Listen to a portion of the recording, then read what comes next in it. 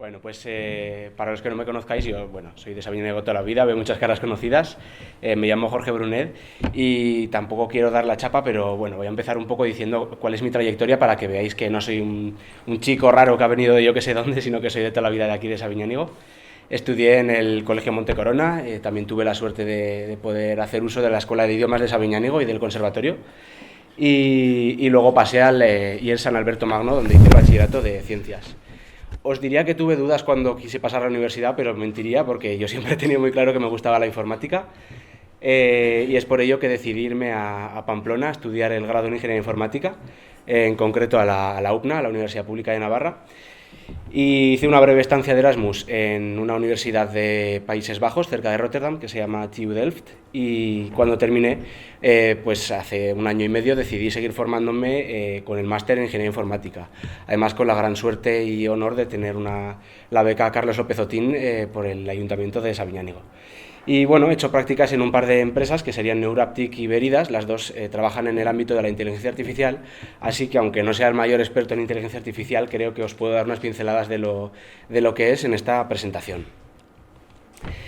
Bueno, aunque esto parezca muy raro, vamos a ver que tenemos en la parte izquierda dos números, que pues, serían el 2 y el 5, el 4 y el 29, el 82 y el 2.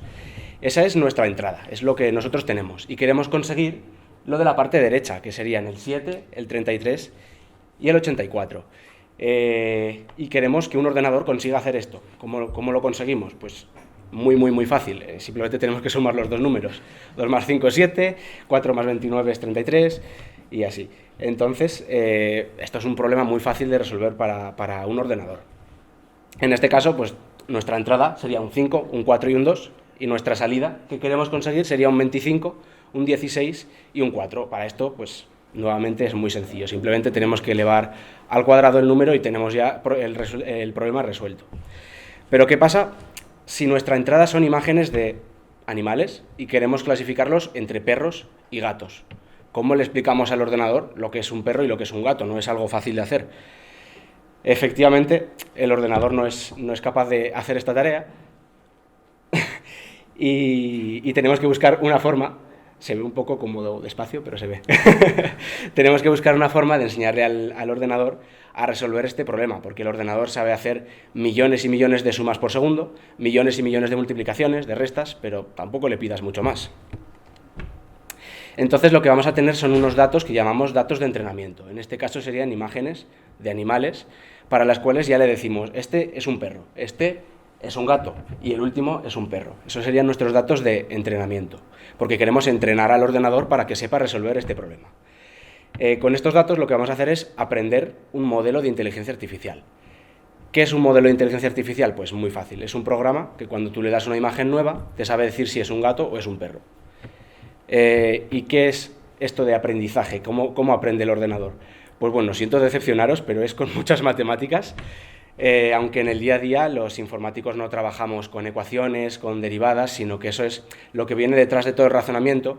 Ya hay aplicaciones y librerías que resuelven estos problemas por nosotros para que nos podamos centrar en lo importante que es hacer los modelos de inteligencia artificial. Si bien hemos conseguido clasificar perros y gatos, podéis pensar que es algo un poco inútil. ¿Para qué queremos conseguir resolver este problema? Pues bueno, os voy a dar ejemplos de programas que funcionan con inteligencia artificial y que utilizamos probablemente todos los días. Uno de ellos podría ser el algoritmo de recomendación de Netflix. Cuando terminamos de ver una película, Netflix guarda nuestros datos en una base de datos enorme donde pone, vale, el usuario Jorge Brunet ha visto esta película este día y le ha gustado, porque cuando terminamos a veces nos pregunta, ¿te ha gustado o no te ha gustado? Pues todo esto forma parte de los datos de entrenamiento. Y lo que aprende Netflix, lo que hace Netflix es aprender un modelo de inteligencia artificial que cuando tú le dices, vale, Jorge Brunet ha terminado de ver una película, ¿ahora qué le puede interesar? Pues ese modelo lo que hace es decir, vale, pues en base a sus gustos, lo más probable es que le guste, por ejemplo, Stranger Things. Lo mismo pasa con las redes sociales. Cuando ves un vídeo en YouTube, en TikTok, en Instagram, queda registrado, incluso queda registrado si has visto el vídeo entero y te ha gustado, o igual te has aburrido a la mitad y lo has quitado. Y con todos estos datos, el modelo de inteligencia artificial es capaz de, cuando estamos deslizando en el móvil y viendo fotos y vídeos y lo que sea, nos sugiere cosas que nos puedan interesar, porque, por ejemplo, si yo cojo el móvil de mi madre, me van a salir cosas muy distintas a lo que le salen a ella. Lo mismo sería pues, en Amazon, o sea, tienen una base de datos muy grande donde saben qué es lo que hemos comprado. Suena un poco raro, ¿no?, que tengan una base de datos ahí con nuestros datos, pero realmente todo esto está anonimizado, no saben el nombre, sino que saben, esta persona se ha conectado, esta persona podría ser un número muy largo, no saben nuestro nombre, y con ese número muy largo que nos identifica pueden saber qué es lo que hemos comprado sin saber nuestra identidad, es decir, respetando las leyes de protección de datos. Otra cosa que todos habremos utilizado en la última hora será el autocorrector del móvil. Cuando vamos escribiendo nos sugiere correcciones a las palabras que escribimos, o incluso cuando no hemos empezado a escribir una palabra ya sabe que es lo más probable que escribamos después. Todo esto se consigue gracias a un montón de datos que hay en Internet. Podrían ser la Wikipedia, podría ser Twitter o X como se llama ahora, podrían ser páginas de noticias, documentos o cualquier fuente descargada de Internet. Con todo ello, pues lo mismo. Estoy repitiéndome mucho, pero siempre es el mismo proceso. Aprende un modelo de inteligencia artificial que, por ejemplo, si escribimos abrígate, ¿qué hace?, él ya sabe que lo más probable es que la siguiente palabra sea frío, sin que nosotros tengamos que programarlo, es decirle, si la palabra es abrígate, pues es probable que venga frío, porque eso sería algo imposible de hacer manualmente. Lo mismo para un traductor, si tenemos páginas en español y en inglés, el propio modelo de aprendizaje puede aprender a traducir de español a inglés. Reconocimiento de voz, pues lo mismo. Tenemos muchos audios y tenemos el texto que se dice y, por ejemplo, pues seguro que todos tenemos un abuelo o una abuela que utiliza el dictado por voz del teclado. Lo que hace al final es esto, entrenar con un montón de audios que hay gente que ya ha grabado y para los cuales conocemos qué es lo que se dice en el audio, y con todo esto aprende a, cuando recibe un audio nuevo de nuestro abuelo o nuestra abuela, conseguir transcribirlo y escribirlo en texto. Un problema muy complejo. A ver si quiere. Bueno, si no lo abro... bueno, es que no hay internet, ¿verdad? No, pero bueno, podemos verlo.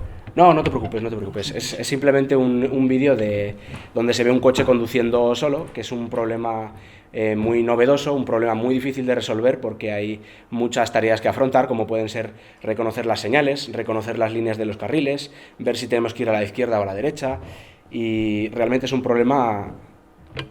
No te preocupes, si no, es un vídeo muy sencillo. Vale. Simplemente hay un montón de tareas que resolver y es un problema muy complejo que a día de hoy en Estados Unidos y en otros países hay programas piloto donde hay coches que conducen solos, pero por supuesto está todo en fase experimental. Te piden cada poco que toques el volante para que no te duermas y así si hay cualquier imprevisto puedes reaccionar. Pero es un problema que está muy cerca de ser resuelto y es realmente complejo. Poniendo un poco los pies en la tierra, pues un proyecto que hicimos en la carrera es un detector de señales, que dada una imagen tomada desde un coche, como veis, pues es capaz de detectar en este caso 3 cedas el paso, y es un problema que fue bastante complejo de resolver y es una muy pequeña parte de la conducción autónoma. Otro problema que resolvimos en la universidad es el de detección de objetos. Por ejemplo, si queremos distinguir frutas, en este caso tendríamos una vaina, una calabaza y unas fresas, y el algoritmo es capaz de fijarse en las zonas que están más rojas, que es donde nos da la información de que pues, en un sitio tenemos guisantes, en el otro tenemos la fresa y en el otro la calabaza. Esto puede parecer una chorrada, pero hay gente que tiene problemas de visión y hay gente que directamente no tiene visión, y esto les hace la vida muchísimo más sencilla. Con una aplicación para el móvil pueden apuntar a la nevera y ver, en vez de ir palpando una a una todas las cosas, pueden escuchar qué es lo que está delante del teléfono. Pasando un poco del entorno universitario al entorno de la empresa donde estaba haciendo prácticas, el problema que se resuelve es el problema de la identidad en Internet, por ejemplo con el reconocimiento facial. Nuevamente, con algoritmos de aprendizaje le enseñamos nuestras caras y de esta forma es capaz de verificar si somos nosotros o no somos nosotros. Por ejemplo, el mismo algoritmo de desbloquear el móvil funciona con inteligencia artificial, ya que si no, no podríamos comparar dos imágenes y ver si la persona que está intentando usar el móvil realmente es el dueño o no. Y una cosa muy vistosa que a mí me parece apasionante es, por ejemplo, en el campo de fútbol del Osasuna, de Pamplona, en el Sadar han puesto, desde mi empresa, unas cámaras al lado de los tornos, de forma que si eres socio y te has registrado como socio con tu cara, es capaz de reconocer que eres socio y el entorno se abre. Si no estás registrado, sale una X roja y no te deja pasar. Esto, por supuesto, tiene un montón de regulaciones que cumplir, de leyes de protección de datos, y, por supuesto, es voluntario para el socio. Pero me parece un avance muy, muy importante para no tener que llevar una tarjeta que puedes perder, te pueden robar, es transferible, tu cara no es transferible, es decir, resuelve un montón de problemas con respecto a la tarjeta. Y por último ya quería pasar a la inteligencia artificial generativa. Aquí tenemos 10 fotografías y voy a preguntaros que levantéis la mano a ver cuáles pensáis que han sido generadas por ordenador y cuáles son reales. Quiero que levanten la mano los que piensan que la primera fotografía es real.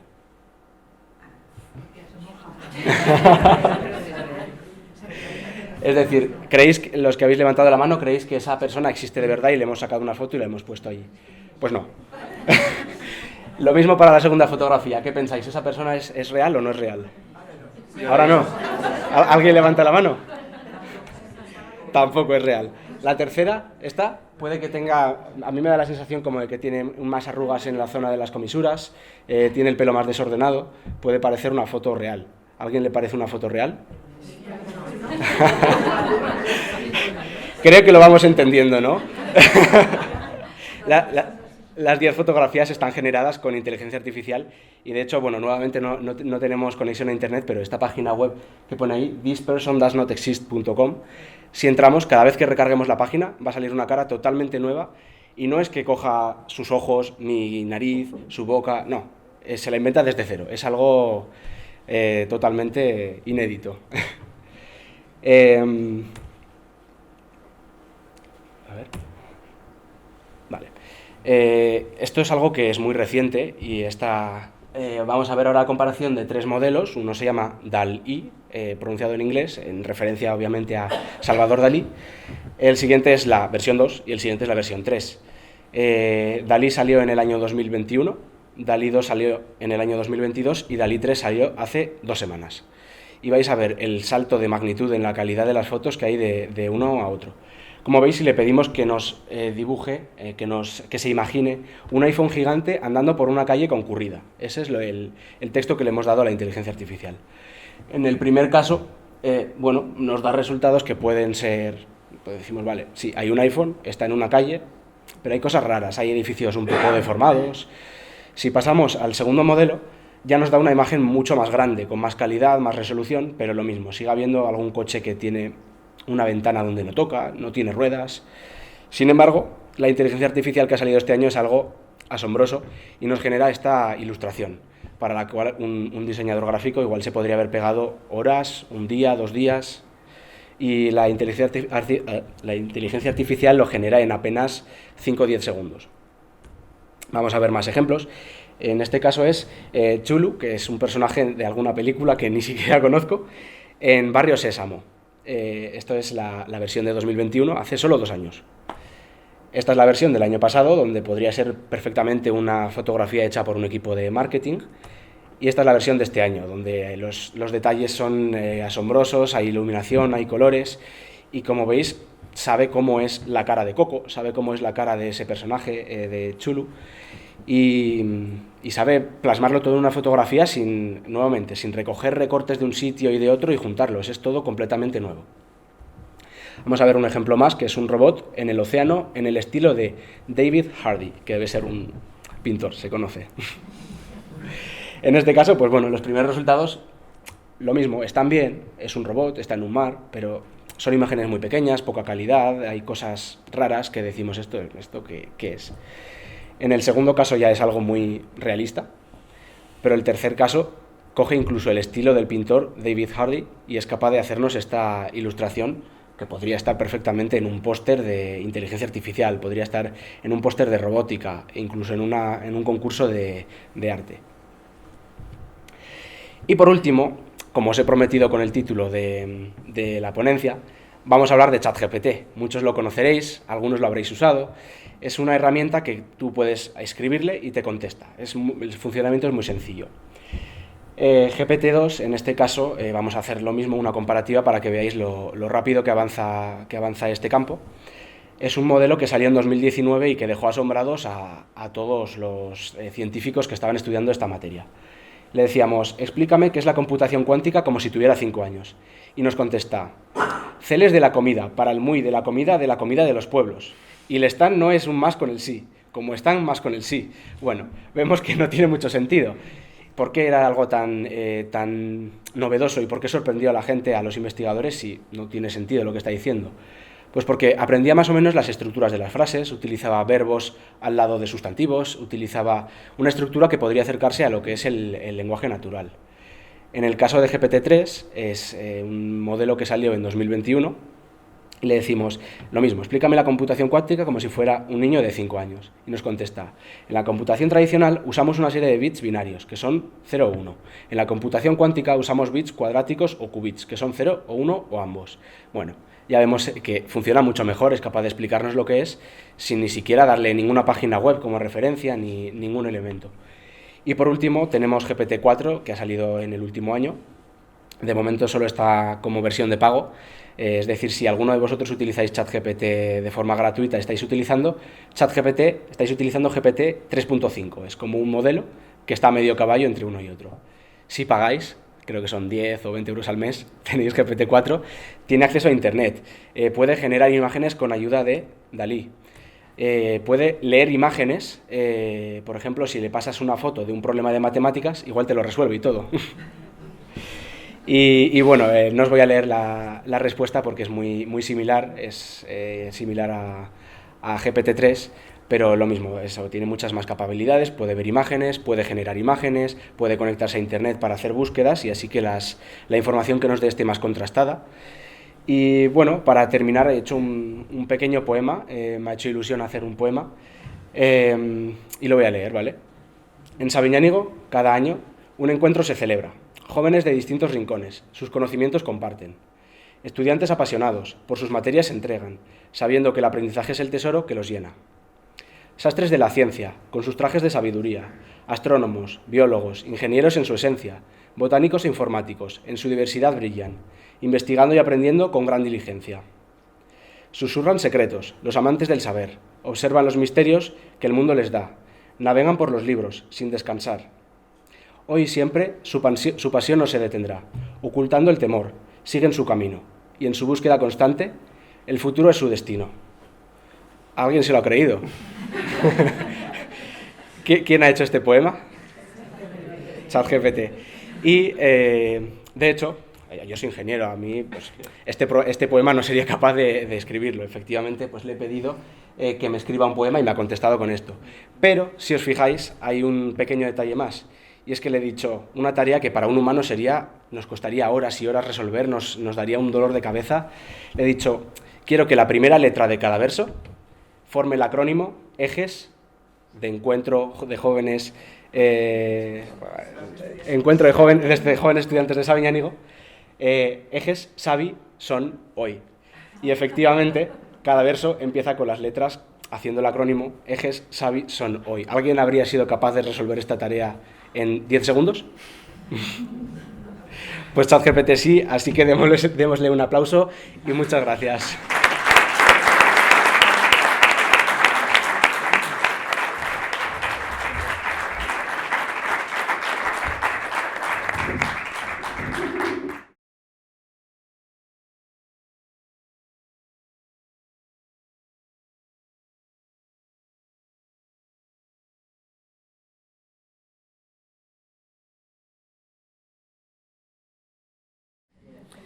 Bueno, lo primero, muchas gracias Jorge por la presentación y por la invitación a participar en el encuentro. Como bien ha dicho, pues soy Daniel Rascartín, soy graduado en Biología por la Universidad de Santiago de Compostela y máster en Antropología Biológica por la Universidad de Barcelona. Y actualmente soy investigador predoctoral en la misma Universidad de Barcelona en el Departamento de Biología Evolutiva, Ecología y Ciencias Ambientales.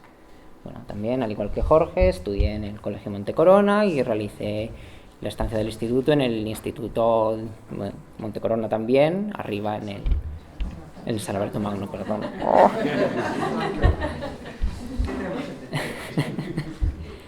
Bueno, y actualmente me encuentro haciendo el doctorado en la Universidad de Barcelona. Y he escogido este título, Morfometría y Genética, herramientas para entender un cerebro enfermo, porque, bueno, en nuestro grupo de investigación, diariamente, el trabajo que realizamos consiste en intentar entender los mecanismos a través de los cuales funcionan distintas enfermedades que hoy en día afectan a la salud mental de las personas, de todo el mundo.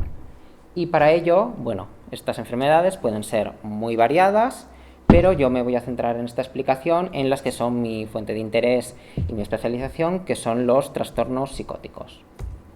Bueno, ¿qué son estos trastornos psicóticos? Esencialmente son enfermedades que sufren las personas que tienen una característica fundamental, que es que provocan que cualquiera de nosotros pueda percibir la realidad de forma distorsionada y percibamos cosas que no son en realidad.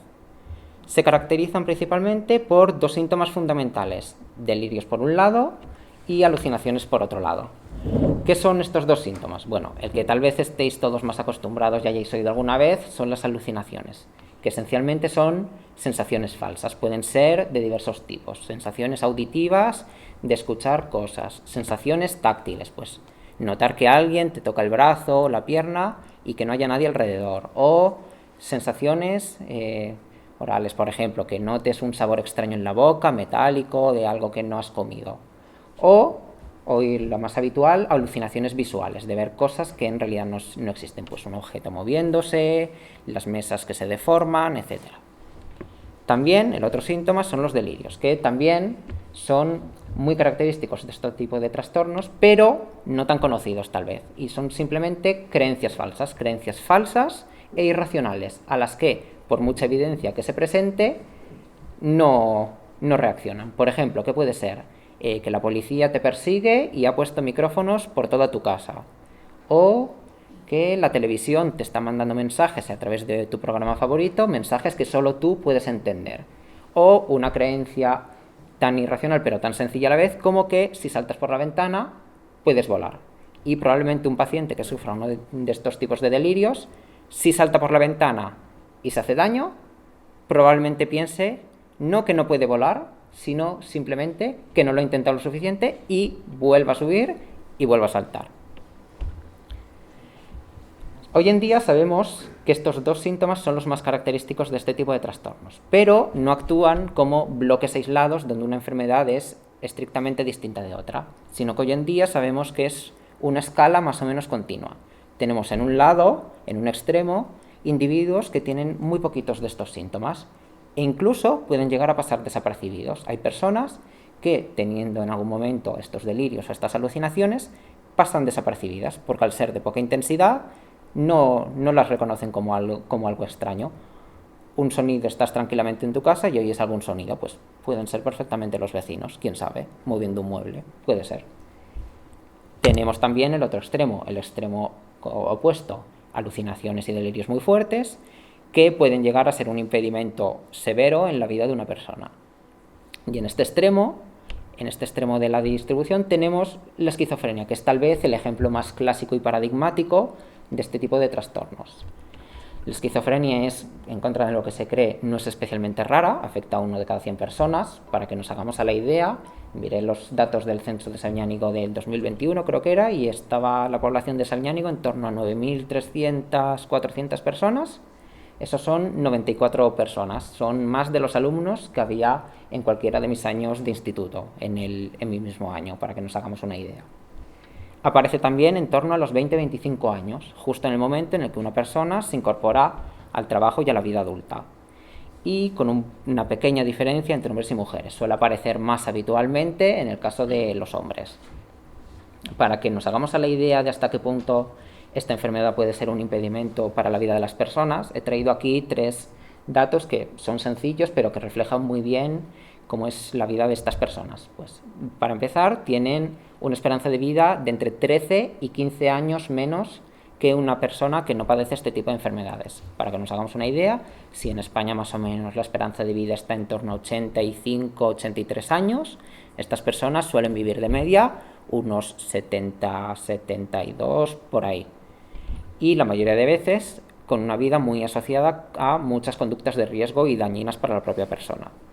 ¿Qué más? También afecta a todos los aspectos de su vida. Les es muy complicado mantener una vida normal. La tasa de paro en torno al 70-90%. Prácticamente trabajan 2 de cada 10 o 1 de cada 10. Y la tasa de suicidio, aunque en la población normal ha crecido en estos últimos tiempos, sigue estando en estos pacientes mucho más elevada que de normal, en torno al 5%. Es un impedimento grave. No todos los pacientes tienen este grado de impedimento, sino que al ser una escala continua hay pacientes con más problemas y pacientes que lo llevan mejor. ¿Por qué también se produce este desarrollo? Bueno, es una enfermedad terriblemente compleja, donde el perfil de cada persona es completamente independiente, es dificilísimo encontrar 2 pacientes que sean exactamente igual, y seguramente si se le pregunta a 10 psiquiatras sobre una persona, de esos 10 psiquiatras probablemente haya 2 o 3 que te den un diagnóstico completamente distinto al que te dan los otros 6-7 psiquiatras probablemente. De tal es la variedad y la dificultad de diagnosticar este tipo de trastornos. El problema principal es que originalmente aparece como episodios puntuales, pero en algunos casos estos episodios van aumentando su frecuencia y en algunos casos puede llegar a ser una enfermedad crónica. Por supuesto, los pacientes con episodios que ocurren cada 2, 3 meses, 1 año, 2 años, viven mejor que los pacientes que recurrentemente, todos y cada uno de los días, padecen alguno de estos síntomas. También no solo aparecen estos síntomas psicóticos, también aparecen otros síntomas que dificultan enormemente la vida día a día, como puedan ser apatía o anedonia, que es esencialmente una pérdida de placer por actividades que habitualmente te resultan placenteras. ¿Te gusta ir a pasear por la Corona? Pues de pronto dejas de sentir placer por esa actividad. Y así con muchísimos aspectos de la vida. Tampoco tiene tratamiento que resuelva la enfermedad 100%. Lo único que se puede hacer es tratar los síntomas. Y se tratan con antipsicóticos y, por supuesto, se intenta que los pacientes acudan a terapia cognitivo-conductual para ayudarles a reforzar hábitos de vida positivos y a minimizar las conductas de riesgo, con el objetivo de que el tiempo que vayan a vivir, vivan con la mejor calidad de vida posible. ¿Cuál es la causa de estos trastornos que son tan variados? Buena pregunta. No tenemos, como otras enfermedades, una causa que podamos decir, esta es claramente la causa de este trastorno. No, aquí tenemos un abanico de posibilidades, de efectos, que se combinan unos con otros para, en estos pacientes, en estas personas, desencadenar la que pueda ser esta enfermedad psicótica. En esto es en lo que trabaja nuestro grupo de investigación, en todo este cúmulo de diversos factores que puedan estar afectando y provocando el desarrollo de esta enfermedad, intentar entender cómo estos factores funcionan para producir un tipo de enfermedad u otro. Y aquí es donde entran la morfometría y la genética, que como en ocasiones es realmente complicado explicar esto, pues he escogido un ejemplo que todos podamos no tener por casa, pero sí asimilar a algo que tengamos por casa, que es simple y llanamente un tenedor. Todos tenemos en casa un tenedor y un tenedor es realmente sencillo cómo funciona. Coges el tenedor, lo llevas al plato, lo levantas con comida y te la llevas a la boca. Es un sistema sencillísimo. Y no solo los tenedores no simplemente cumplen esta función, también la puede cumplir esta función una cuchara, por ejemplo. Y la cuchara es igual, cogemos la cuchara, la llevamos al plato y nos la llevamos a la boca con comida. Pero claro, seguro que si vamos un poco más al detalle encontramos algo distinto, porque ¿a alguno de vosotros se le ocurriría comer un filete con cuchara? ¿Hay alguien? No, ¿verdad? ¿Y una sopa con tenedor? Bueno, si es muy espesa igual, pero no suele ser el caso. ¿Por qué? Porque pues cuando vamos a mirar el detalle de estos dos utensilios, encontramos que hay una diferencia. ¿Y dónde está la diferencia más palpable entre una cuchara y un tenedor? En la forma que tienen. Como tienen una forma distinta, la cuchara es redondeada y el tenedor tiene puntas, funcionan de forma distinta. El tenedor mueve la comida pinchándola y la cuchara simplemente recogiéndola. Para este tenedor, aparte, no importa solo la forma que tiene, también importa el material del que está hecho.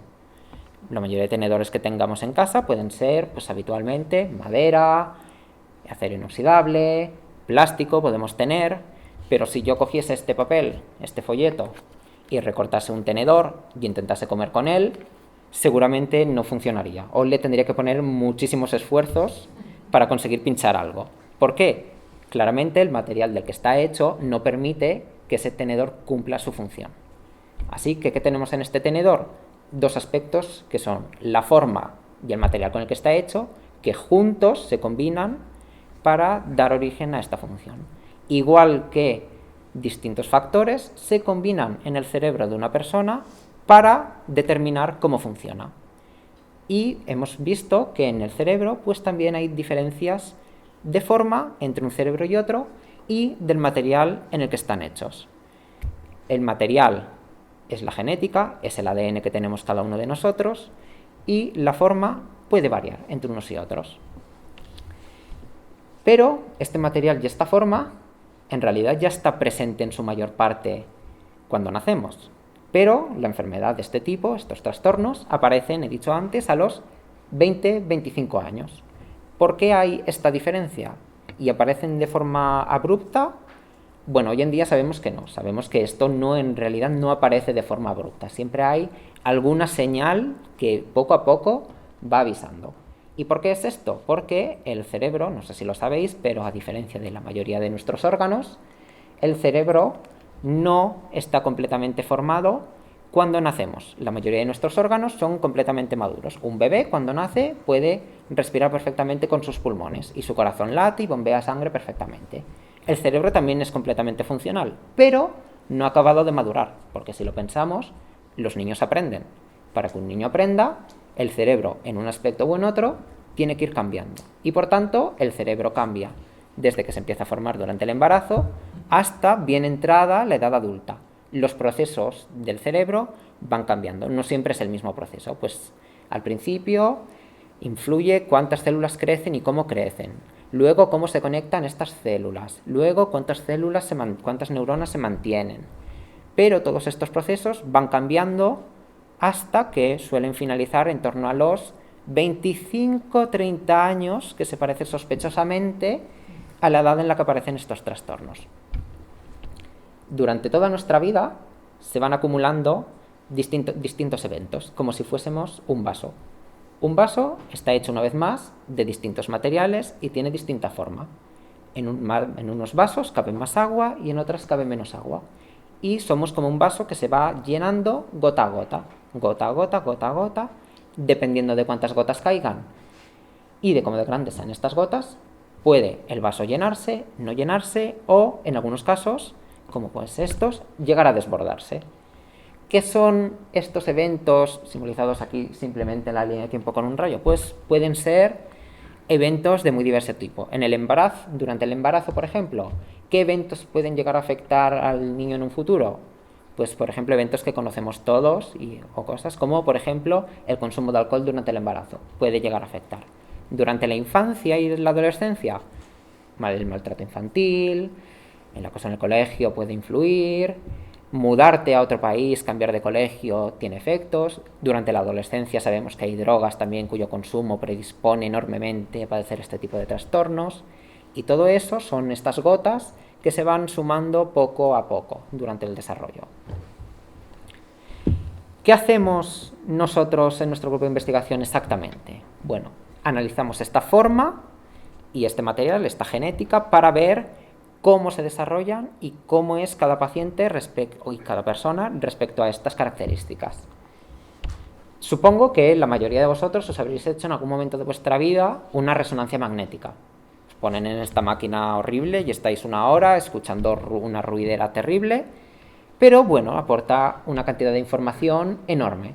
Y lo que hacemos nosotros es, a partir de estas resonancias magnéticas, reconstruimos una imagen tridimensional del cerebro. Y con esta imagen tridimensional del cerebro tenemos una para cada individuo, para gente sana y gente que padece estos trastornos.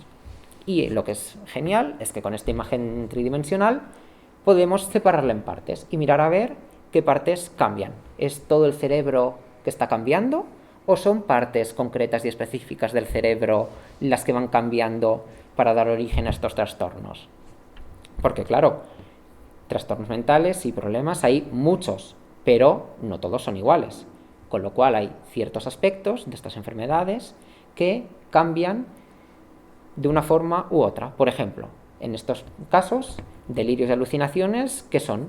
En su mayoría, problemas sensoriales, un reconocimiento erróneo de los estímulos y de lo que obtenemos y de cómo se crean las imágenes en nuestro cerebro. Pues a veces encontramos en estos pacientes diferencias en las regiones que forman las imágenes. Y por eso una persona, cuando ve este puntero, ve un puntero normal y corriente, pero un paciente puede ver este puntero completamente deformado o con piernas, por ejemplo, porque la imagen que está procesando, la está procesando erróneamente y esto se ve reflejado en una deformación ligera, muy sutil, pero existente, que se produce en el cerebro. También, ¿qué podemos encontrar? Pues problemas de memoria, casi siempre. ¿Y dónde vemos esto? En la región del cerebro, que es esta de aquí, que es el hipocampo, que es la que se encarga de almacenar y procesar las memorias y los recuerdos. Nosotros cuando nos cruzamos por la calle, nos cruzamos con muchas personas y no le damos más importancia. Y cuando nos acordamos, vemos simplemente una persona pasar. Pero a lo mejor una persona que sufre este tipo de trastornos, cuando rememora que se ha cruzado con alguien por la calle, ve a esa persona girándose a mirarle. Y de hecho una de las tareas que nosotros ponemos para identificar esto es que la gente en un vídeo que tenemos del metro cuente cuántas veces se gira alguien a mirarlo con realidad virtual. Dependiendo del número de veces que se gira a mirarlo, podemos identificar si una persona está en un brote psicótico o no, porque el número de veces que piensa a alguien que le están mirando en el metro cambia. Algo tan sencillo como eso. ¿Qué podemos encontrar también? Y bueno, ¿cómo hacemos esto más bien? Bueno, aquí os he dejado esta imagen, que es esencialmente lo que trabajamos. Recogemos de toda esta reconstrucción la región que nos interese y pues hacemos, como casi todo en ciencia, hacemos matemáticas. Y en este caso hacemos un mapa de cómo es el cerebro. Poniendo puntos anatómicos, identificamos coordenadas como si fuese un mapa y mediante distintos procedimientos matemáticos miramos a ver si la forma que forman estos puntos es parecida o es distinta. Y así pues podemos detectar diferencias en forma. En esta imagen, por ejemplo, podemos ver coloreadas regiones que son distintas entre el lado izquierdo y el derecho del cerebro de un paciente. Y respecto al material con el que estamos hechos, respecto a la genética, bueno, la genética es casi, si me apuras, más sencillo aún.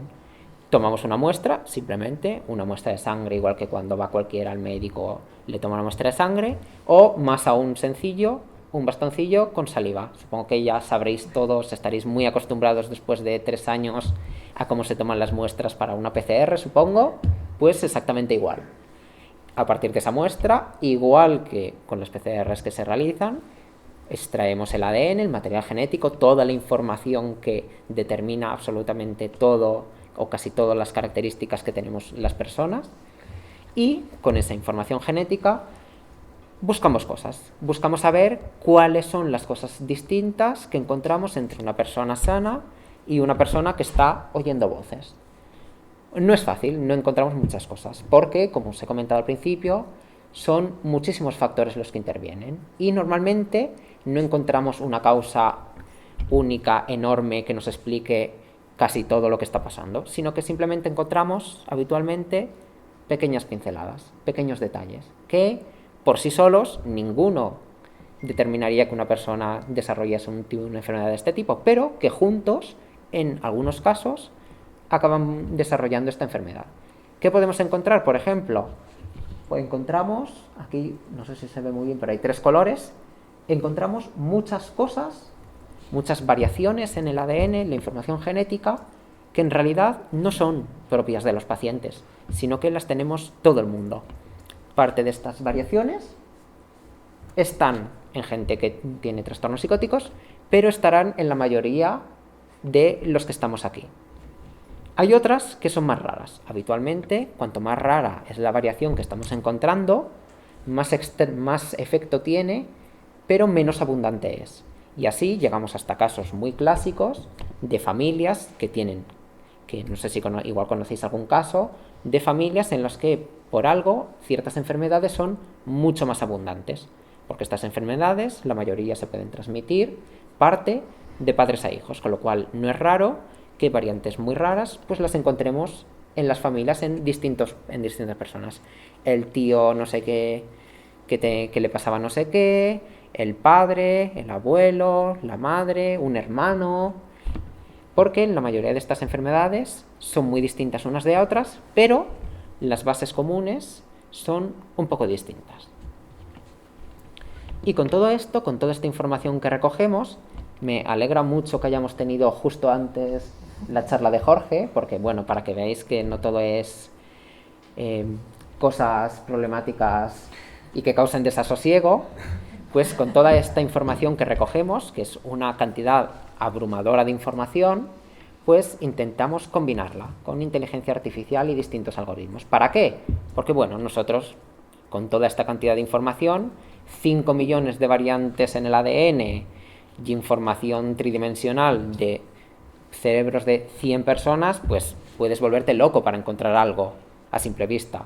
Pero lo que nos ayuda la inteligencia artificial precisamente es a reconocer estos patrones, que en algunos casos ayuda a formar luego una foto de una persona, pero a nosotros nos ayuda a ver qué regiones y qué cosas son más interesantes para intentar averiguar cuáles son estas regiones en las que tenemos que poner más interés o cuáles son las cosas las variantes que nos pueden resultar más prometedoras para el futuro. ¿Y para el futuro para qué? Pues bueno, para intentar un diagnóstico temprano de estas enfermedades. Porque si sabemos que la mayoría de cambios en forma y en el ADN están ya nada más nacer un niño, pero la enfermedad no aparece hasta los 20-25 años, tenemos ahí en realidad una ventana enorme de tiempo para actuar. ¿Para hacer qué? Pues para intentar que todas estas gotas y estos eventos que se van acumulando no contribuyan a rebasar el vaso. Y de esta forma, con un diagnóstico temprano, podríamos conseguir hacer actuaciones más prácticas y más enfocadas a cada una de las personas en riesgo de padecer estas enfermedades para así reducir el riesgo que tengan estas personas a desarrollar la enfermedad. Todo este trabajo, por supuesto, no sería posible, pues, en primer lugar, sin toda la gente que muy amablemente y desinteresadamente nos apoya, pues siempre, pacientes, familiares, asociaciones de pacientes y, por supuesto, sin el trabajo de todos los investigadores que, pues, en este caso forman parte de las dos instituciones con las que yo trabajo, que son la Universidad de Barcelona y la Fundación de Hermanas Hospitalarias, que hacen investigación en salud mental. Y bueno, por supuesto, tampoco podría hacer todo este trabajo sin, pues, toda la gente que me apoya, pues aquí la familia que ha venido a verme amablemente y todos los demás que han venido también a verme. Bueno, muchas gracias.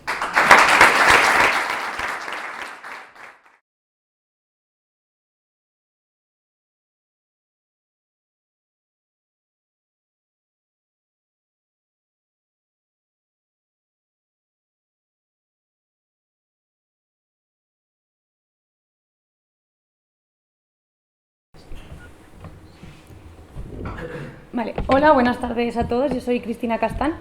Yo voy a hablar sobre la anestesia, esa parte que es un poco desconocida dentro de las cirugías.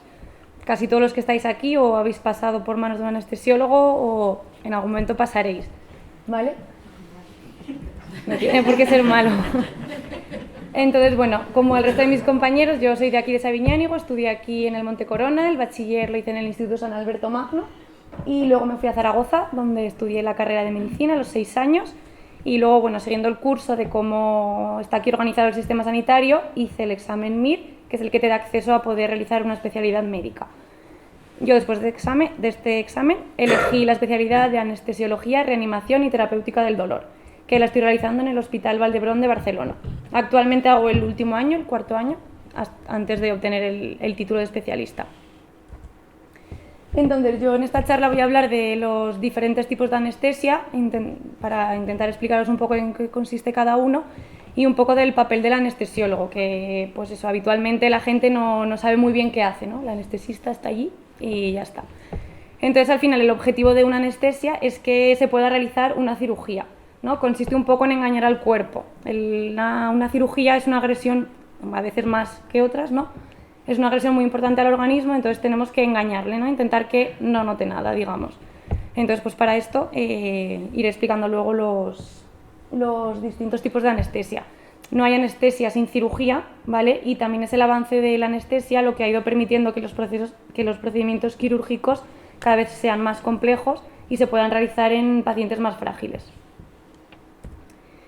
Entonces, a lo largo de toda la historia se ha intentado ¿no? Están descritos múltiples brebajes, plantas medicinales, alcohol, intentar, ¿no? disminuir este nivel de conciencia, eliminar el dolor para así poder hacer procedimientos invasivos sobre las personas. Pero es en el 1846, el 16 de octubre, el día que se considera como el inicio de la cirugía con anestesia, ¿no? Este es en Boston, hay un dentista que administra un gas inhalado a un paciente y tras esta administración se puede realizar la cirugía de una exéresis de una lesión en el cuello con muy buenos resultados. El paciente no se entera, no se nota, se despierta y la cirugía ha ido bien, ¿vale? Entonces es por esto el doctor Warren dice: caballeros, esto no es ninguna charlatanería, algo ha cambiado, aquí está el futuro, ¿vale? Y bueno, esto está considerado el día del inicio de la cirugía con anestesia, como he dicho, es el Día Internacional de la Anestesiología, el 16 de octubre. Entonces, desde esto ha habido muchos avances, mucha investigación que nos ha llevado hasta el día de hoy, donde la anestesia cada vez es más segura y mucho más eficiente. Entonces, bueno, he traído un vídeo de la Sociedad Española de Anestesiología y Reanimación que me parecía un buen resumen de un poco en qué consiste la anestesia. ¿Puedo subir la voz? Yo creo que fuera, me iba a decir porque fuera igual se oye, es que aquí está un poco... Se oía bien, ¿verdad? Sabemos que la vida del enfermo está en nuestras manos y que nos hemos enfrentado a situaciones varias veces de altísimo riesgo para la vida del enfermo. Y sin embargo lo asumimos y lo interiorizamos y actuamos cada vez como si nada pasase, incluso cuando hay situaciones críticas. La gente siempre piensa que el cirujano es el que tiene el control de la situación, pero el que tiene el control es el médico anestesista. Para que haya buen resultado en el enfermo, todos tienen que trabajar de forma conjunta con un equipo. Y sobre todo, ante cualquier incidente, es el anestesista el que tiene que asumir la situación de crisis y, en el menor tiempo posible, poner en zona de seguridad otra vez al paciente. El cuerpo, frente al estrés de que un cirujano esté cortando, cosiendo, etcétera, etcétera, responde. Y está todo el rato respondiendo. Y si tú estás ahí como médico anestesista a la cabecera del enfermo, la puedes resolver rápidamente. O sea, que no solo os ocupáis de la seguridad durante la cirugía, sino también que el proceso para la persona que se va a operar sea lo menos desagradable posible. El médico responsable de la protección del paciente, por tanto, de sus constantes vitales dentro del proceso quirúrgico, es el médico anestesista.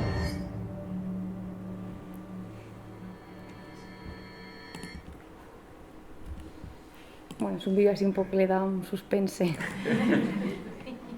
poco dramático. A ver. Vale, bueno, entonces introducido un poco el tema, yo hablaré de estos 4 tipos de anestesia, ¿vale? Un poco de las características así básicas.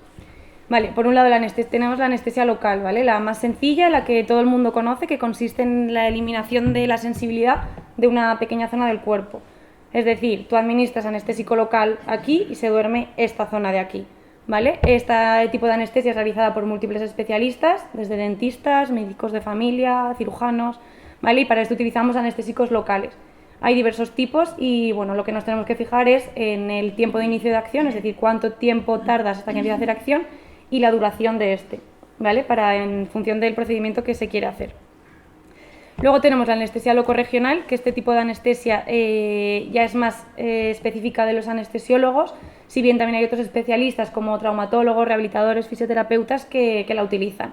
Esta consiste en eliminar la sensibilidad dolorosa de una parte del cuerpo, de una zona, de un miembro, ¿vale? Entonces hay 2 tipos.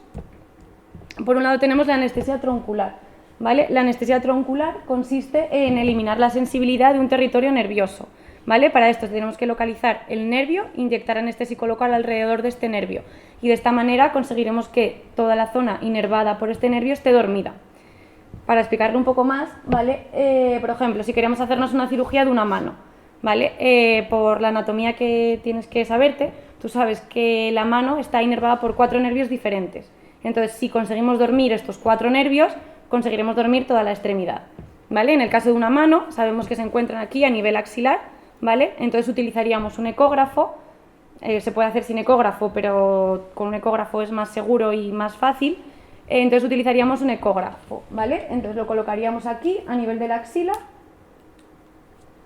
¿vale? Y obtendríamos una imagen como esta, ¿vale? Yo en esta imagen veo todos los nervios que tengo que dormir, ¿vale? Entonces con una aguja, que sería esto de aquí, me iría acercando a cada nervio, ¿vale? Que son estas estructuras de aquí, y los iría rodeando en anestésico local, ¿vale? Aquí tenemos la imagen final de cómo quedaría, ¿vale? Tenemos los nervios que estarían en amarillo y lo azul correspondería a cómo quedaría rodeado con el anestésico local. ¿Por qué es importante esto? Porque, bueno, es una manera menos agresiva de poder hacer las cirugías, ¿no? Tú consigues dormir un brazo completamente, de esta manera podrían estarme operando aquí, yo no me enteraría, ¿vale? ¿Qué pasa? Que esto se suele acompañar de fármacos sedantes, de hipnóticos y de otros analgésicos también para que el paciente esté tranquilo durante la cirugía. No, esta es la creencia de, no, es que yo estaba despierto en el quirófano. Bueno, estabas sedado, estabas más tranquilo y probablemente no vayas a tener el recuerdo de la angustia del quirófano, pero la extremidad que te están operando, la parte que te están operando sí que está completamente dormida, ¿vale? Entonces, bueno, riesgos de este tipo de anestesia, bueno, es una anestesia que requiere de precisión, como casi todas, ¿vale? Entonces, ¿por qué? Porque, bueno, hay que colocar el anestésico en donde toca, ¿no? Alrededor del nervio. Si te pasas demasiado, puedes provocar una lesión nerviosa, si no, no será efectivo, y luego también hay que evitar los vasos sanguíneos, ¿vale? Esto de aquí, ¿vale? Sería una arteria. Si inyectáramos el anestésico local, esto puede corresponder a menos de 1 centímetro en el vaso sanguíneo, se pueden provocar efectos secundarios por el fármaco que no está hecho para que lo pongas intravenoso, ¿vale? Entonces, bueno, este tipo de anestesia se utiliza mucho en traumatología y hace más seguro las intervenciones de anestesia, ¿vale? Se puede ir durmiendo pues todas las extremidades por separado.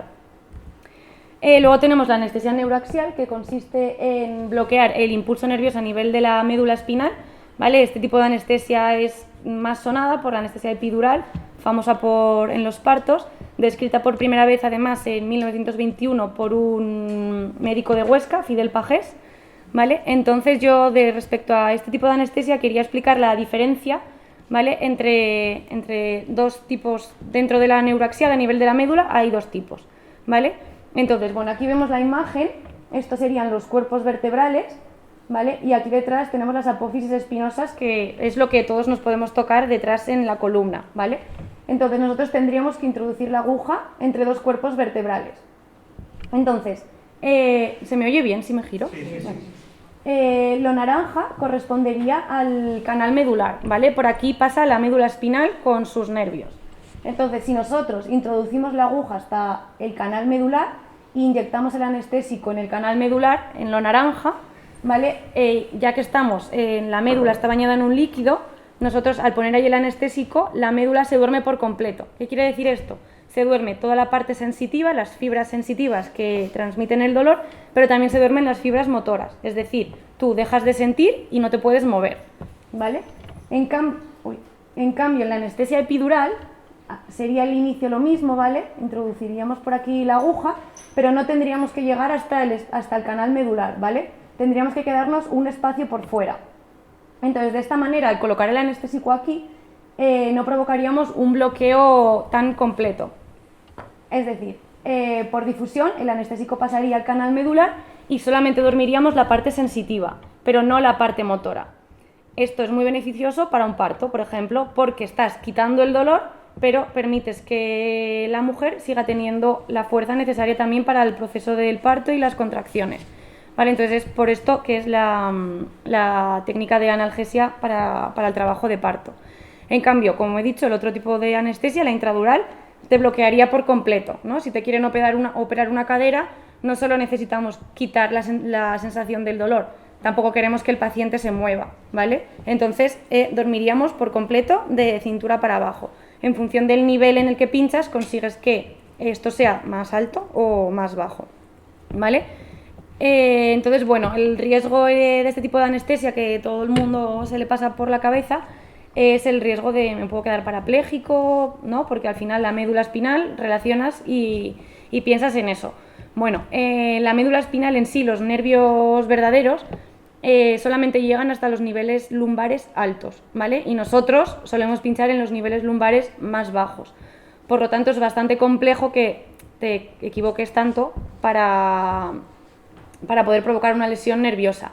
En todo caso, podrías provocar una lesión nerviosa temporal, ¿vale? Porque el paciente está despierto cuando le haces esta técnica y él te va describiendo lo que siente. Si en algún momento él te dice que nota un calambre, que nota algo raro, tú inmediatamente tienes que parar porque no sabes exactamente qué puede estar pasando, ¿vale?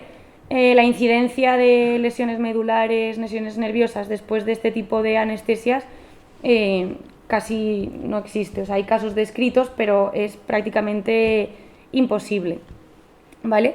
Y luego es una técnica que es muy importante hacer estéril, de una manera estéril, porque bueno, el canal medular al final está bañado, como he dicho, por un líquido, que este libro es el mismo que va a las meninges y podría provocar infecciones.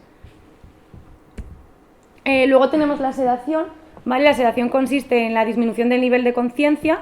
También se ponen fármacos amnésicos por los cuales luego tú o no recuerdas bien o bueno, tienes un poco de sensación de no saber muy bien qué ha pasado, y fármacos también analgésicos, sobre todo se utilizan opioides, ¿vale? Entonces la sedación muy utilizada en el día a día, ¿no? Por ejemplo para procedimientos como las endoscopias, tú vas a la endoscopia, te ponen una vía, te ponen medicación y no te enteras, ¿vale? Entonces para este procedimiento lo más importante en la sedación es que el paciente mantiene la capacidad de respirar por sí mismo.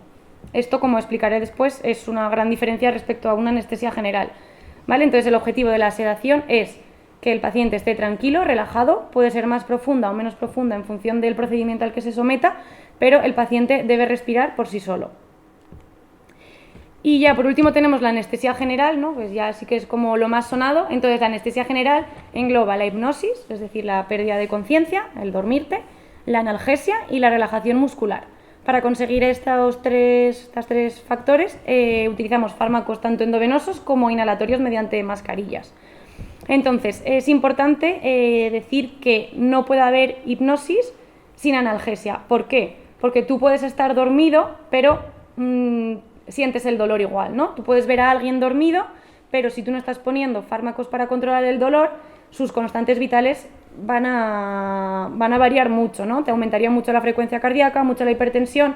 Entonces es por esto que una hipnosis siempre debe ir acompañada de una buena analgesia, si no el efecto para el organismo podría ser muy malo. Entonces, la anestesia general, lo importante es que dormimos de una manera tan profunda al paciente, el centro respiratorio se deprime, ¿vale? Entonces pierde la capacidad de respirar. Para esto tenemos que conectar al paciente a una máquina que es la que le da la ventilación mecánica y le ayuda a respirar. Entonces este es un momento crítico, ¿no? Porque tú administras una medicación a un paciente y tienes unos minutos. Hay gente que no aguanta nada, 1 minuto, otra gente puede durar 5 o 6 minutos, pero tampoco más. Entonces tienes este tiempo para ser capaz tienes que colocarle un tubo por la boca al paciente que llega hasta la tráquea y así conectar esta tráquea a un respirador. Y este respirador es el que, bueno, tiene muchos parámetros y nosotros vamos programando los parámetros en función de cada paciente, ¿no? Y entonces, bueno, pues tú te aseguras que el paciente está respirando y durante toda la intervención el respirador es una de las pantallas que continuamente vas mirando porque es lo que te asegura que el paciente respire. Luego, ¿cómo sabemos que el paciente está dormido, ¿no? La profundidad anestésica. Existe un sensor, el sensor BIS, que es una pegatina que se coloca aquí en la frente, ¿vale? Esto mide las ondas más superficiales del cerebro y lo traduce en un número. Entonces este número te indica cuánto de dormido está el paciente, ¿vale? Un 100 sería que el paciente está despierto, un 0 que el paciente está demasiado dormido. Entonces, nosotros entre 40 y 60 es la profundidad anestésica que deberías de tener para poder hacer una cirugía. Entonces, bueno, pues en función de este número, que siempre es orientativo porque tienes también que ponerlo un poco en el contexto, nos basamos para aumentar más fármacos hipnóticos o disminuirlos. Luego la monitorización hemodinámica, continuamente durante una cirugía estás tomando la tensión del paciente y viendo una línea de electrocardiograma continuo. La tensión la tomamos cada 3, cada 5 minutos. Y luego hay una posibilidad en los quirófanos de hacer analíticas muy rápidas. En menos de 1 minuto tienes una analítica, una gasometría que se llama, ¿vale? Entonces esto es muy útil porque bueno, si una cirugía sangra, tú no podrías estar esperando a ver que hagan la analítica y a ver cómo va la hemoglobina. No, tienes que verlo inmediatamente. Entonces con esto podemos ir viendo la hemoglobina, la glucemia, los iones de una manera muy rápida y muy continua que te ayudan a en todo momento tener al paciente en rangos y estable y controlado. Y si no es así, poner el tratamiento precoz. La anestesia tiene una cosa y que es que tienes que adelantarte a las cosas. Cuando pillas una complicación tarde, siempre es mucho más complicado de resolver.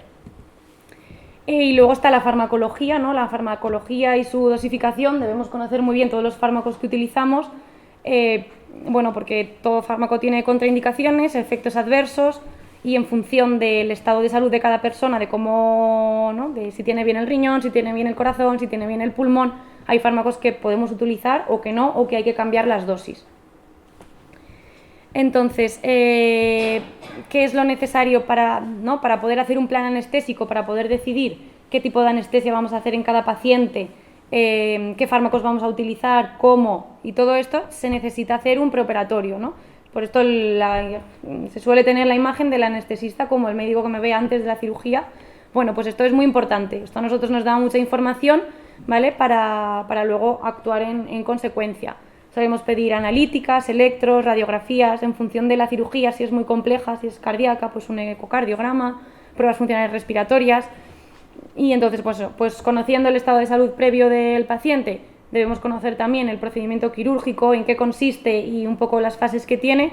Hacemos el plan anestésico, que es el que llevaremos a cabo de principio a fin de la intervención. Entonces, ¿qué hace el anestesista realmente, ¿no? Bueno, pues debe conocer al paciente antes de verle la cara, ya ha tenido que recopilar toda la información sobre él y crear su plan anestésico. Y entonces luego consiste en continuamente, tú eres el médico del quirófano, o sea, una vez que empieza una cirugía, el cirujano va, pues, ¿no?, a su rodilla, a su vesícula. Entonces el encargado de asegurarse de que el paciente está vivo, ¿no?, de que respira, de que su tensión es correcta, de que tiene los fármacos adecuados, es el anestesiólogo. Para esto estamos continuamente viendo, pues, las pantallas que tenemos, los monitores, y en función de esto, pues, decidiendo qué es lo que, ¿no?, qué hacer. Y bueno, es un poco eso lo que quería contaros. ¿Tengo que tenerle miedo? No, o sea, la idea es que no hay que tenerle miedo, porque la anestesia por sí sola no es que sea peligrosa. El problema está cuando, ¿no?, una cirugía programada, tú tienes todo en orden, te han preparado, digamos, para ello, el riesgo intrínsecamente por la anestesia es bajo. Siempre puede haber alguna complicación, pero es bajo. Otro tema es una cirugía urgente, una cirugía cardíaca, una cirugía que afecte de otra manera al organismo. Pero bueno, el mensaje que yo quería dar es que no hay que tenerle miedo, que pues ha avanzado mucho y la monitorización que hay hoy en día en los fármacos son muy seguros, y entrar en un hospital ya tiene riesgos, pero no, el mensaje es que no. Ya está.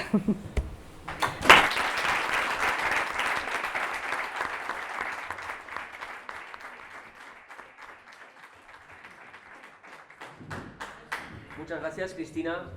Que tardemos mucho en entrar. No le tenemos miedo, pero cuanto más tarde mejor. Bueno, vamos a abrir un turno de preguntas, si os parece. Así que nada, si alguien tiene una pregunta, un comentario, también os podéis preguntar entre vosotros. Si tenéis alguna cuestión, yo tengo algo por aquí apuntado, pero vamos a dar la palabra si alguien quiere intervenir, preguntar algo. Igual, Bea, igual tienes que gritar un poco. Vale, grito, no te preocupes. Iba para Jorge, bueno, en realidad tengo dos, una para Jorge y otra para Cristina, pero empiezo por Jorge, que es el primero. Mi pregunta es sobre el DALL-E. ¿Esta es un software, es libre, se puede utilizar? DALL-E es un producto, un modelo de una empresa privada que se llama OpenAI. Okay. Es la misma que es Chat. Es la misma empresa de ChatGPT. La verdad que han hecho una investigación increíble. Y eso tiene ventajas y tiene desventajas. Las ventajas son que, las desventajas, vamos a empezar por las ventajas, es que una empresa privada está controlando algo como ChatGPT, que es tan potente y que tiene una influencia en el mundo, en el día a día de hoy en día, valga la redundancia, enorme. La parte buena es que, por ejemplo, tú puedes generar imágenes falsas de famosos haciendo, por ejemplo, un famoso haciendo un acto ilegal o tu amigo haciendo un acto ilegal. Por suerte y por desgracia, también hay modelos que se han desarrollado de forma abierta. Esto en informática lo llamamos open source. Eso es que es público, el código es accesible por cualquiera, está en internet y cualquiera puede ejecutarlo, generar las imágenes que quiera sin ningún tipo de control ni restricción. Algunos controles que se me ocurren es, por ejemplo, con la guerra de Ucrania pusieron un montón de filtros para que no pudieses generar contenido que pudiese ser ofensivo por ese tema. Ahora mismo con el conflicto que está habiendo, pues también temas racistas, tienen bastantes filtros para controlar lo que puedes generar. Vale, gracias. Me venía a la cabeza simplemente porque lo he visto así, digo, hay veces, hago mucha divulgación y hay veces que digo, ¿cómo haría esto? Si tuviese alguien que dibujase por mí sería estupendo. Entonces me viene a la cabeza y digo, ¿no puedo utilizar? Pues ahí... por saber si se podía usar en plan como ChatGPT. Sí, DALI 2 es público y accesible en internet. Vale. DALI 3 está en ChatGPT Plus. Vale. Es decir, si tú tienes ChatGPT Plus, no, tengo pues tienes DALI 2, que es la versión del medio que hemos visto. Vale. No está mal, pero... Vale, lo probaré. Muy bien. Gracias.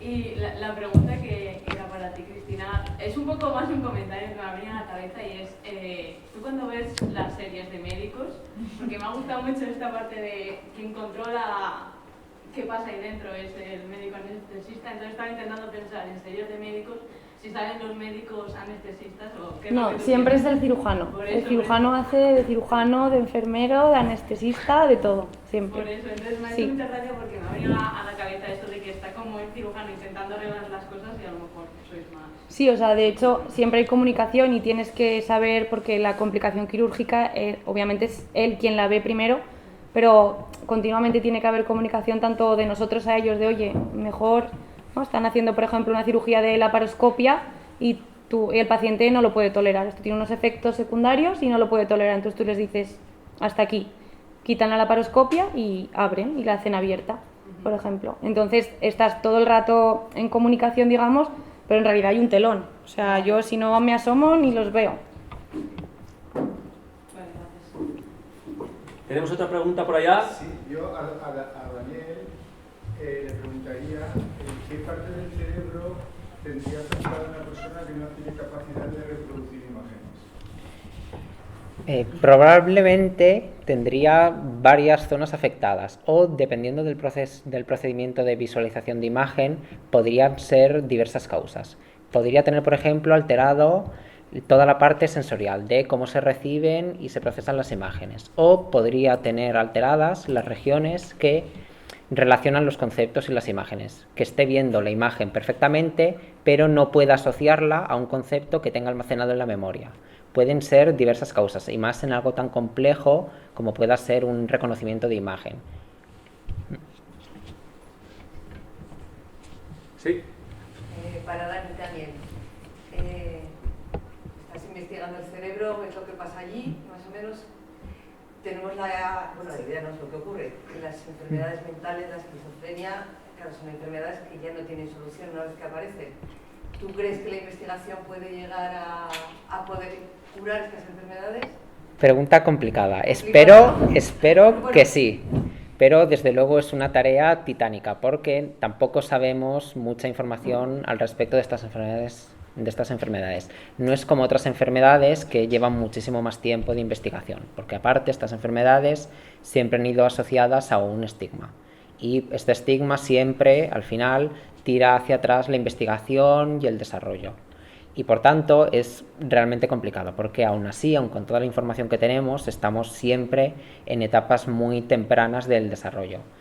El cerebro además es un órgano complejísimo y no es como otros órganos que sepamos mucho mejor cómo funcionan. Concretamente el cerebro, en realidad tenemos mucha información, pero no sabemos apenas nada de cómo funciona realmente. Yo espero que sí, pero es desde luego un procedimiento que aún está en pañales en comparación con otras enfermedades, desde luego, pero espero que sí. Sí. Además de ChatGPT hay otros software de inteligencia artificial, por ejemplo ChatGPT lo compró Microsoft, creo. ¿Y el de Google es distinto o solamente hay uno? hay muchos, se conocen como modelos del lenguaje. Y de hecho ahora que se están generalizando a visión, se llaman modelos multimodales, que es que pueden tratar tanto texto como imágenes, entienden todo como un único, entienden el significado de cada cosa de forma unificada.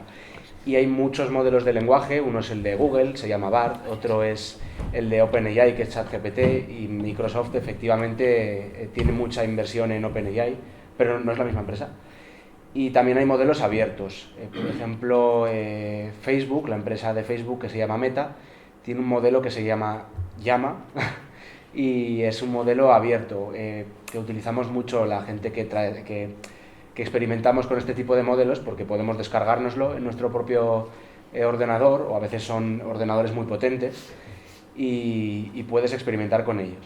Entonces, el mejor a día de hoy es ChatGPT, sin duda, pero tiene competidores, incluso versiones, lo que he explicado antes, versiones abiertas que cualquiera puede destripar y cualquiera puede experimentar con ellas.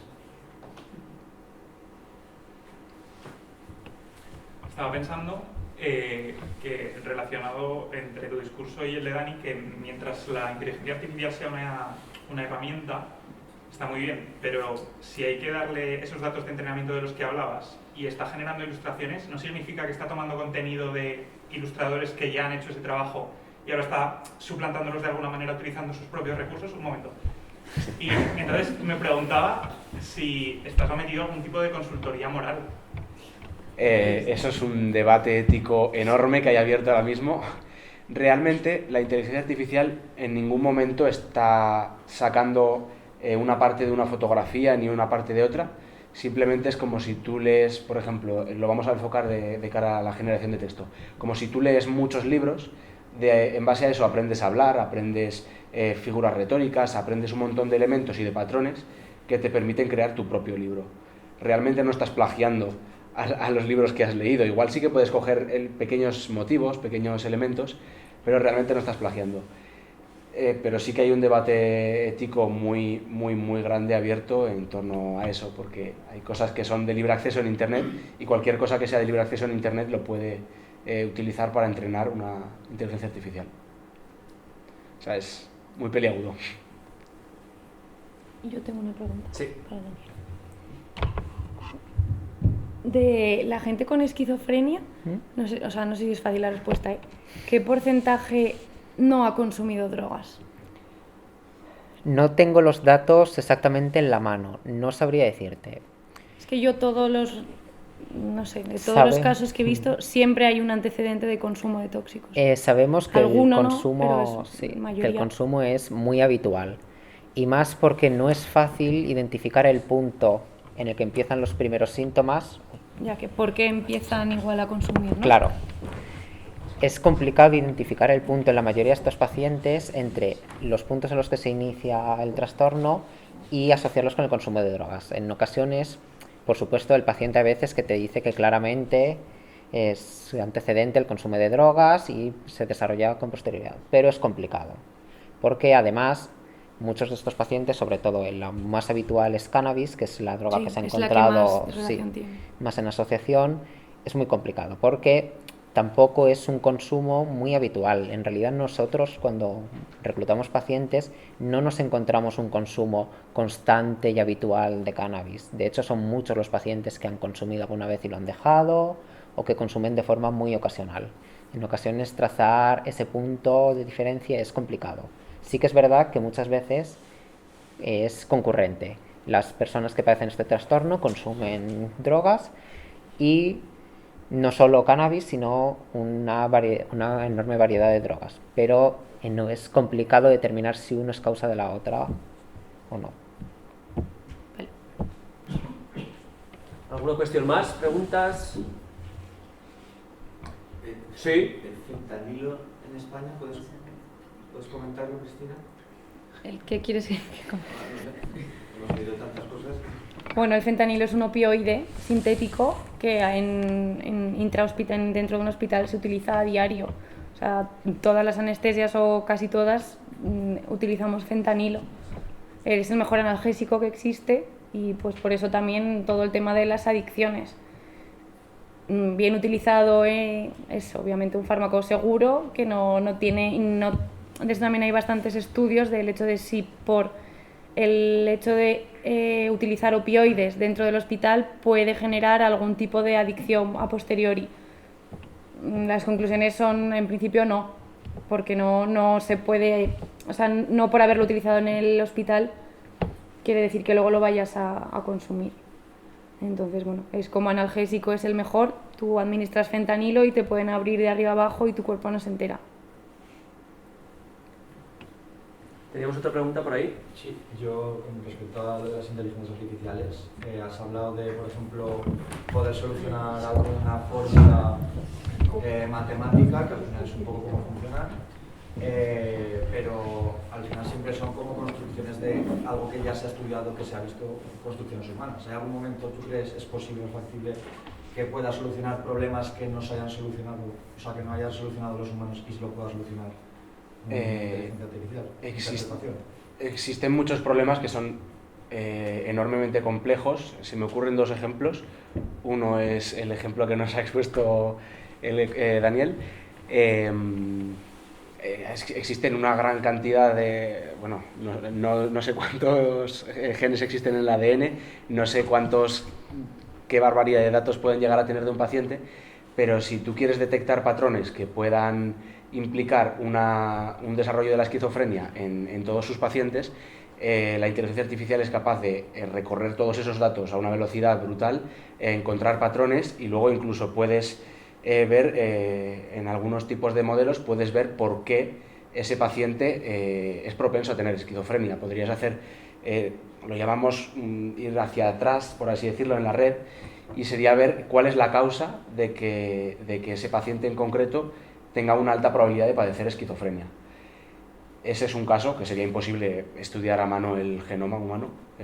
Y otro es uno que me gusta poner mucho de ejemplo, que es de cara a desarrollo de fármacos. Las proteínas tienen una determinada estructura que cuesta muchísimo años y años de investigación obtener a través de experimentación en un laboratorio de química o de biología.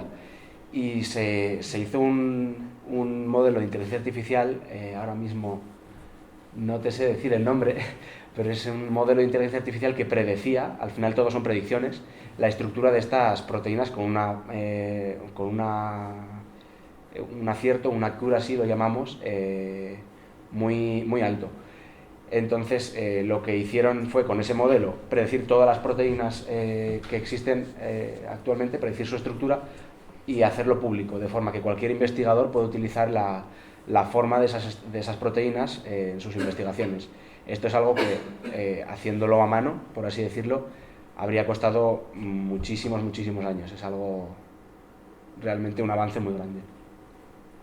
De hecho, si se me permite, se te permite, esa base de datos y esas proteínas ya se están usando en estudios de investigación médica para buscar conformaciones de proteínas que sabemos que teóricamente deberían existir, pero nunca se ha conseguido encontrar la forma adecuada de estas proteínas, y usando esa base de datos y los modelos predictivos que se ha generado, se han ido consiguiendo encontrar ya algunas de esas proteínas predichas. El modelo se llama AlphaFold y es de una empresa que se llama DeepMind, pero eso lo han hecho, entre comillas, altruistamente. Han publicado todas las estructuras que consiguieron predecir. Voy a quitar esto de aquí. Sí. Y si no, yo creo que igual si gritábamos así con un poco de fuerza, de potencia, igual entusiasmo, la cámara puede coger el sonido. Se nos oye sin micrófono, se oye bien, ¿verdad? Sí. Vale. Ponemos un poco de... Sí. Sobre esto mismo que decías, esto que explicas sería no una cosa que la inteligencia artificial haría de nuevo, sino que lo que hace es muy deprisa lo que tú, que sabes hacer, no puedes hacer porque no tienes capacidad de abarcar toda esa inmensidad de datos.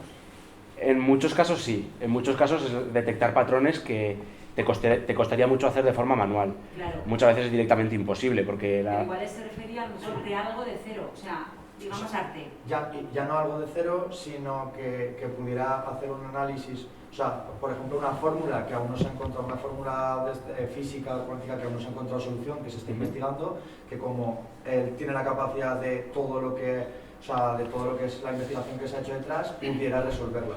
Sí, realmente lo de las proteínas yo lo categorizaría como esto. porque no sigue el proceso que se seguiría en un laboratorio de...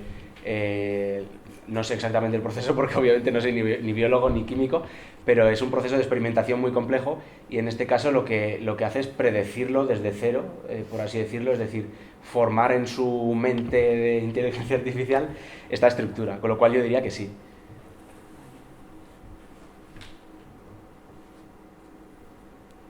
Bueno, pues voy a hacer yo una pregunta a Daniel, y es que aquí hace creo que 2 años en EGES hubo un investigador italiano, no sé si alguien estuvo presente, que se llama Mauro Turrini, y nos vino a hablar de las pruebas genéticas DTC, no sé si has oído hablar de ellas, de las directas al consumidor, se pueden llamar, que son esas que te envían un bote, tú pones saliva, luego lo envías, y bueno, pues puedes pedir que te hable de tus ancestros, y entre otras cosas te puedes pedir, pagando por supuesto, que te predigan, ¿no? Te haga una predicción de la predisposición que tú puedes tener a determinadas enfermedades. Entre ellas, algunas empresas ofrecen la predicción de enfermedades mentales, entre ellas la esquizofrenia. Y yo recuerdo leer algo, claro, vosotros es que venís como, claro, es que esto cambia muy rápido, pero yo recuerdo salió un libro hace menos de 10 años, pero supongo que estará pasadísimo de moda, en el que hablaba de una fuerte controversia científica en torno a la existencia de patrones genéticos en pacientes de esquizofrenia, es decir, ponía en duda la existencia de un factor genético en pacientes. Claro, esto fue, creo, diría, antes del boom absoluto de la inteligencia artificial. Yo me imagino que con la inteligencia artificial, muchos patrones que antes era imposible encontrarlos, absolutamente imposible, imagino, hoy se pueden detectar. Entonces mi pregunta es, no sé si sabes en qué punto, porque me imagino que lo sabrás, ¿no? ¿En qué punto se encuentra esa controversia? ¿Si existe todavía? Esta controversia lleva siendo controversia muchísimos años y probablemente seguirá siéndolo durante otros tantos más, porque al nivel de la inteligencia artificial, por mucho que podamos encontrar estos patrones, una cosa es encontrar estos patrones y otra cosa muy distinta es demostrar in situ que estos patrones o estas variaciones genéticas son realmente las causales, porque en estas enfermedades, al ser de una complejidad tan enorme, es muy complicado al final establecer una relación causa-efecto. Las variaciones son cientos de miles de millones de variaciones, la combinación con factores ambientales es enorme, no conocemos ahora mismo cómo interaccionan exactamente nuestros genes con el ambiente al que estamos sometidos. Todo eso es un proceso de investigación activo. Hay muchísimas teorías. En la misma esquizofrenia no se ponen de acuerdo si es un problema de neurotransmisores, si es un problema simplemente de neuronas, si es un problema de educación, que también se ha sonado que es simplemente un problema a nivel educativo. Hay diversas teorías y es realmente complicado. ¿Predicción genética de enfermedades? Bueno, se lleva haciendo muchísimo tiempo, porque sí que hay enfermedades que sabemos que sí que tienen una causa genética 100%, por ejemplo, en el caso de la anemia falciforme, por ejemplo, es una causa genética que podemos señalar perfectamente el gen, la posición y el cambio exacto que está provocando la enfermedad. En estos casos no, y mientras no tengamos una descripción exacta y detallada de lo que está ocurriendo, esta controversia seguirá seguramente estando a la orden del día. Y más con empresas así de 23andMe y otras tantas, en las que cualquiera puede pedir su información genética y muchas veces la forma de explicar los resultados de estos análisis a la gente no es la más óptima, porque en muchas ocasiones se da la sensación de que ciertas variantes o cierto riesgo te predispone sí o sí a estas enfermedades, cuando realmente es simplemente una predicción en base a unas fórmulas matemáticas que podrían ser otras si en un momento determinado se determina que hay mejores métodos para obtener esas predicciones. O sea que... Vale, gracias. Desde el mundo de la inteligencia artificial yo te diría que al final todo es detectar patrones y es estadística, y no es lo mismo la casualidad que la causalidad, o sea, el balance allí es muy importante, y al final eso, hay que demostrar científicamente con rigor las cosas. Una inteligencia artificial eso, se va a basar en patrones y en estadística, lo cual pues, es muy fiable, pero no es un estudio científico con rigor.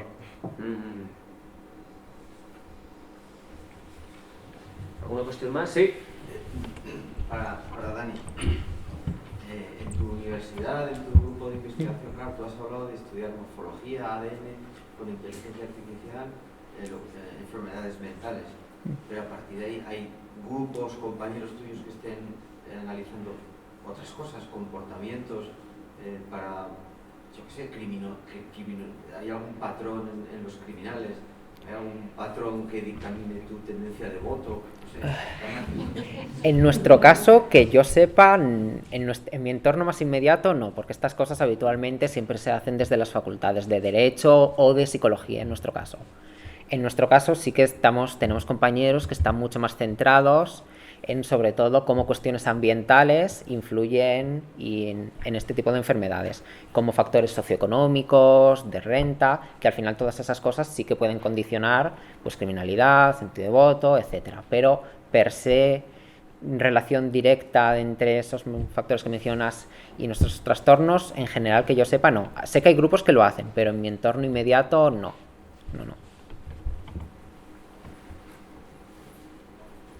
¿Algo más? Una pregunta mucho menos técnica para Cristina. No entiendo yo cuando haces la epidural que has dicho, claro, la epidural te duerme de cintura para abajo, por ejemplo. Sí. ¿Cómo la médula entiende que tiene que dormir de ahí para abajo y no de ahí para arriba? Porque tú introduces el anestésico en un nivel, ¿no? Sí. En el caso de la epidural es, pues eso, en la parte lumbar baja, y entonces tú al poner el anestésico es un espacio muy pequeñito, entonces el anestésico sube para arriba también, ¿vale? Entonces si tú quieres que suba más arriba, tienes que poner más volumen de anestésico, ¿vale? Entonces todo lo alto que llegue el volumen ese va pasando hacia la médula por difusión y entonces se va durmiendo las fibras sensitivas. Más hacia arriba cuanta más anestesia Eso pones. es, más hacia arriba cuanta más anestesia pones.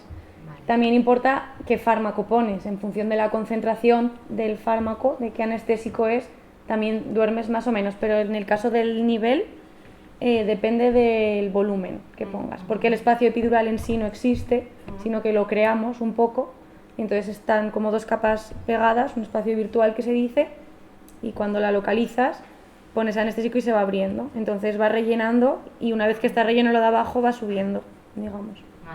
Y entonces con eso rellena como desde abajo primero y luego eso ya es, según desde abajo y para siempre arriba. rellena hacia abajo, pero eso ya es porque ya pincháis en una zona determinada y sabe que primero tiene que ir hacia abajo. Sí, por gravedad un poco Por siempre gravedad. va hacia abajo y no. Y luego según el sí. volumen. O sea, lo va llenando de abajo a arriba. Vale. Sí. Yo tengo una pregunta para ti, Cristina. ¿Los fármacos que empleáis son específicos para cada procedimiento o dependen más del paciente que tengáis delante? Del paciente.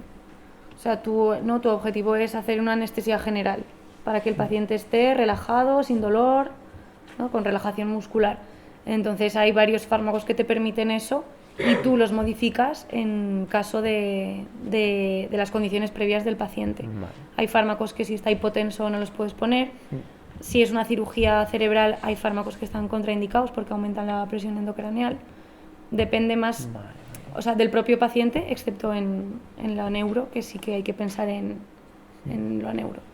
Pero bueno, al final en el día a día se utilizan no tantos fármacos, ¿vale? Cada uno.